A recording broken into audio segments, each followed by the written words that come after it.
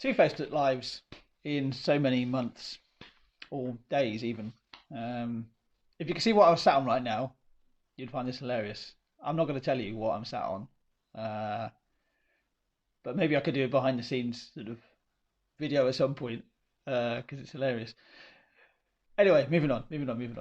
Um, Today I want to talk about two things. Two things: confidence and courage. Do you, especially when it comes to photography? I mean, do you feel confident with your photography, and do you feel courageous with your photography as well? So I'm going to share sort of really simple ways to uh, improve both, especially. And actually, what I'm going to share here is more sort of generic, as generic as confidence and courage are, right? Now, throw a caveat straight away, and both confidence and courage mean different things to different people. Everybody has their own sort of meaning of this and uses for it, but you know what it means to you. So try to relate this to yourself, and I'll try to be as specific as I possibly can be as I talk about this. And a lot of this comes through my own experience. I've been through a lot of this. I've been through times when I don't have very high confidence, or I don't feel massively courageous either. So my confidence when I first started doing live music, for example, was quite low. I just did it. And that leads me to the point of, I think one of the biggest steps to increasing your confidence is actually going out there and doing something, whatever it is. So in photography, to really boost your confidence is to actually go out there and practice. It really is that simple. So it's almost like, you can ask yourself the question is like, how often do you go out with your camera? I mean, it doesn't matter what kind of camera that you have. It can be your DSLR or your big camera, as I've been so told by so many people, which I think is a great name, by the way. Your big camera. It's a bit like the big shop, isn't it? Right? There's a difference between your shop and your big shop. So there's probably a difference between your camera and your big camera. So some people's camera is their phone, which I kind of look at it that way. And of course, your camera can be just your phone. I mean, there are so many great phones these days. The technology is only increasing. I recently got a new phone. In fact, this is what I'm recording this on at the moment, and it's got like 48 megapixels, which is incredible. My DSLR, which is sat on the shelf here, which has only got 23. It's like madness. Shows you how technology has sort of moved on. But anyway, digressing. So it's, how often do you go out with your camera? How often is it once a day? Is it once a week or a month, or could even be less than that? I know somebody who sort of, as a friend of mine, who said that her partner sort of jokingly said that they took their camera out for a walk or on a holiday. Didn't really come out, just stayed in the bag. Didn't do anything with it. So how often do you go out? The more you do it, the more confident you'll feel with your photography, because there is something about the process of doing that will spark creativity, and it will increase your confidence in doing it. Of course, you'll hit points where you're just like, well, I've got no idea. Either I don't know how to do this, got no idea how to do this, I can certainly help you with that, or you've got some idea of how to do it, you're not quite there, but at least you're trying it. And every time you try something, you'll learn a little bit more about it, especially if you engage in the subject. So yeah, the more you practice, the more you'll become accustomed to the camera you're using. That is, I think, is sometimes the most important thing, is that with photography, if you're looking for confidence with photography, is being confident with your equipment and knowing how it works. The more you do that, for example, when my camera is very, I know a lot of the very, very key functions without even looking at it. It's all muscle memory, because I've done it so often. Looks like I'm doing a Rubik's cube here. But if you more often you press the buttons in a certain sequence or know where the buttons are on your camera, you don't have to think about it anymore. And that means you actually increase your confidence with your photography because you don't have to necessarily second guess everything. In fact, the only time I've ever had to really look at my camera settings or where the buttons are is when I've been doing a photography at night time in the dark. So it's like I have to, where's the torch? I have to find it. Sometimes I have to find the camera in the first place. So yeah, so try something today. Try something with your camera today. Make sure your camera is in an easy to reach place. Easy for me to say, an easy to reach place. I've got a set of shelves which is just to the left here, and my I can see my cameras right there. They're on view. So if I ever need a camera, I've got two up there. If I ever need my camera, I know exactly where it is. So even at short notice, which I've had a couple of times recently, where it's been an amazing view out my window, out of my shoulder, over the shoulder here. We overlook a park, so we sometimes get some really fascinating weather. We had a thunderstorm pass over recently, and the light dynamic of that view was amazing. You had this amazingly green, bright park in front of us, and then the sky was just like, wow, really dark. So I knew that my camera was there, so literally all I had to do was pick it up, and I was ready to go. So try it out today. Make sure, like I said, make sure it's in a place you know where it is. And maybe set yourself a little goal that every day you're going to pick up your camera, whatever your camera is, and photograph something, anything. I had somebody get in touch with me today and basically said that they walked down the road photographing things to relieve boredom. It's brilliant. It's like, that is the best way to use a camera. I mean, you probably might not agree with me here, but that's brilliant. It's like, just get out there and photograph something. I saw one of their photos and I was just, that's brilliant. It was like, I think it was of a hoverfly in front of a flower. And they live in London, so it's like you wouldn't necessarily associate that sort of thing with London. But he actually got out there and took a photograph because he was bored and relieved boredom. But it's just doing it. It's out there doing it and practicing it. But you don't need to leave your house. You know, you've got your back garden, you've got your house interior. There's always something to photograph. I've got a cat, so I will often, I'll try and photograph my cat. My cat is black, and black cats are notoriously hard things to photograph. Cats in general are very hard things to photograph because they're always, almost swore there, but they're always moving. But there is never a right moment. You know, there's never a right moment to do anything. Never a right moment. So, you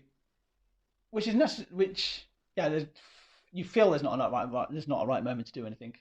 The right moment in a lot of cases is now, right now. If you can do it right now, that's the best thing. So, confidence breeds confidence. Get out there and do it. It's quite often that's the sort of mantra I sort of try and go by. It's not always easy.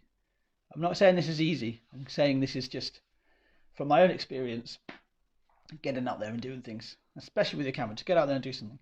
Now, you know, you could kind of think, okay, what is good enough?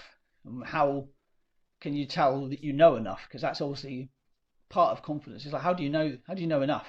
Well, you only know as much as you know right now, right? There is no time of perfect time. You know, there's no perfect timing with these things. You know you're good enough because you just go out and do it. Simple as. I'm simplifying a lot of things here, and I know what it's like to be in those positions where you're like, I just don't know if I'm good enough, or I don't know if I really am a photographer, for example. Maybe even try and have a moment where you're like, today I'm going to say I am X, whatever you are. I mean, you could be X if you wanted to. I mean, it's entirely up to you, isn't it? But what I'm saying is that you really should be looking at, just imagine yourself, or just say, I am this. I am a writer. I am a painter. I am a singer. I am a photographer. You know, and try it on and see how it feels, and keep almost like repeating it to yourself. It's a bit of sort of self-hypnosis, I suppose, which helps with I'm not training anything like that, but I found that repeating that to myself has led me on to feeling that way and becoming that thing. But yeah, what is good enough, and how can you tell that you know enough? Don't know why I'm doing a lot with my hands today, but this leads me nicely on to. That's hilarious because I'm leading on to lack of courage, and I don't know why I'm talking about my hands because it's just what I am, right? And it's also where I'm sat. I did say that at the start of this video because it's hilarious where I'm sat. Right, back on topic, William. What is good enough? Yeah, how can you tell that you know enough? This leads nicely on to the second part that I want to talk about, which is a lack of courage, or you don't feel courageous. Now, it comes in sort of in many guises. You know, courage and confidence, I think, go hand in hand, but they are separate. You might want to approach somebody to photograph somebody, especially somebody you potentially might not know. You don't feel courageous enough to ask them.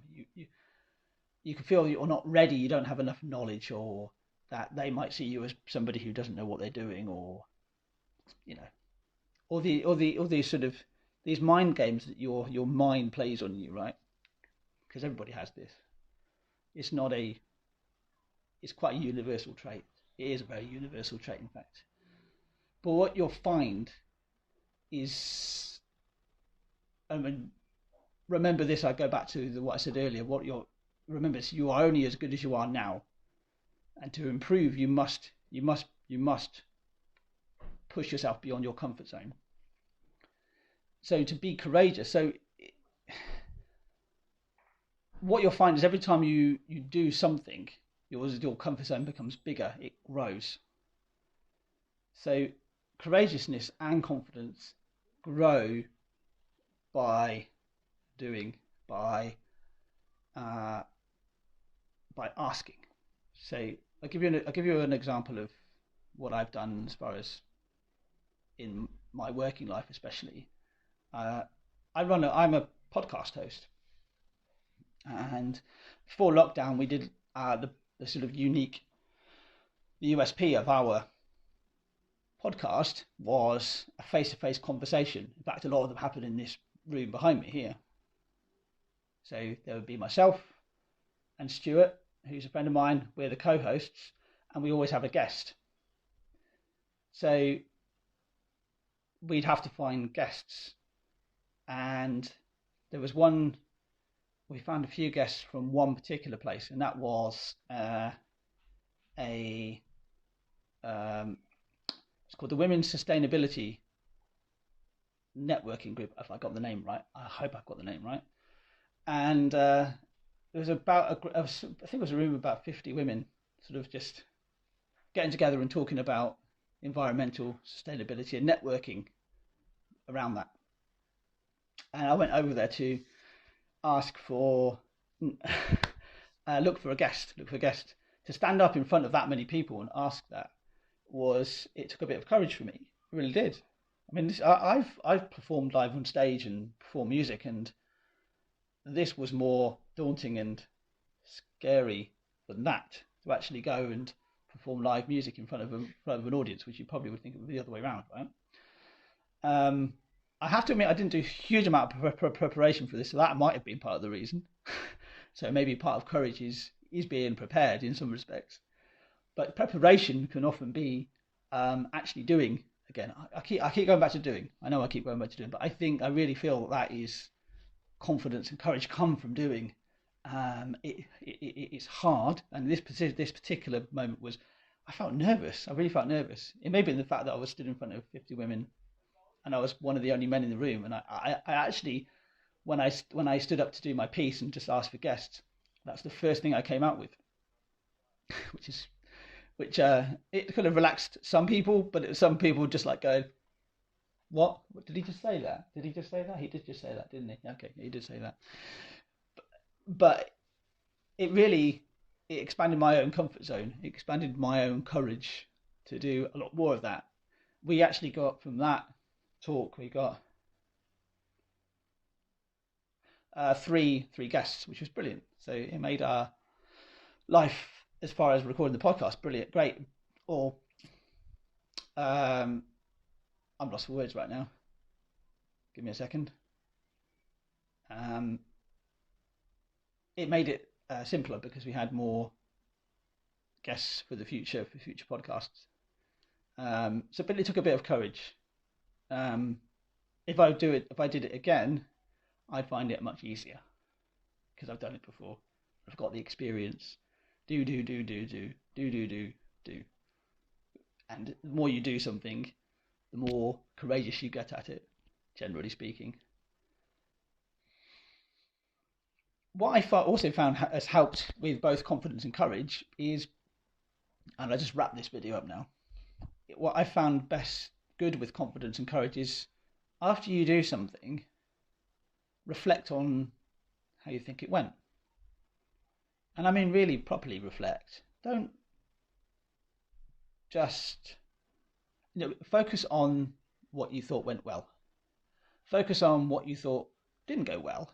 Focus on what you think you can improve on, and focus on where you feel that you have improved. I'll give you this one example of, again, just of the podcast. So Stuart and I have been recording the podcast for about 2 years now, roughly. And recently I went back to listen to prior episodes, like right back to the start. We started recording this back in July 2018, 2 years ago. And when I listened back, because we were looking for episodes that were like classic episodes, like classic FM, right? Nothing like classic FM. Literally nothing. There couldn't have been any polar opposites if you tried, right? What a load of nonsense.